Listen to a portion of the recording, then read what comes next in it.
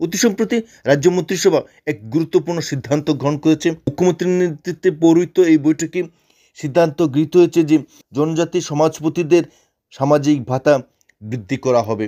জনজাতি সমাজপতিদের ভাতা বিগত দিনে 2000 টাকা ছিল এবং বিজেপি সরকারই প্রথম এই সামাজিক ভাতা চালু করেছিল এবং এই সামাজিক ভাতা বর্তমানে 5000 টাকায় রূপান্তরিত হবে। অর্থাৎ জনজাতি সমাজপতিদের সামাজিক ভাতা 2000 থেকে 5000 টাকা করছে বিজেপি নেতৃত্বাধীন সরকার। এবং এই গুরুত্বপূর্ণ সিদ্ধান্তের ফলে এর যে জনজাতি সমাজপতিদের মধ্যে বিজেপি সরকারের প্রতি বিশ্বস্ততা আরও বৃদ্ধি পাবে বলে অনেকেই মনে করছেন।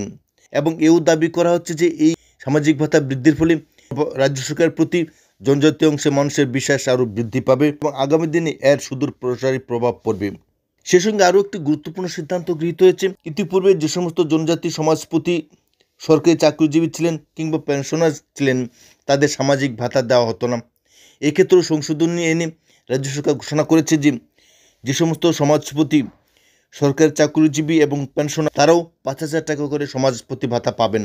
রাজ্য সরকার এই গুরুত্বপূর্ণ সিদ্ধান্তকে স্বাগত জানিয়েছেন জনজাতি সমাজপতিরা এবং তারা অঙ্গীকার করেছেন এর যে সামগ্রিক উন্নয়নের ক্ষেত্রে সরকারের যে কোনো সিদ্ধান্তের প্রতি তারা সহমত পোষণ করবেন, সহযোগিতার হাত বাড়াবেন।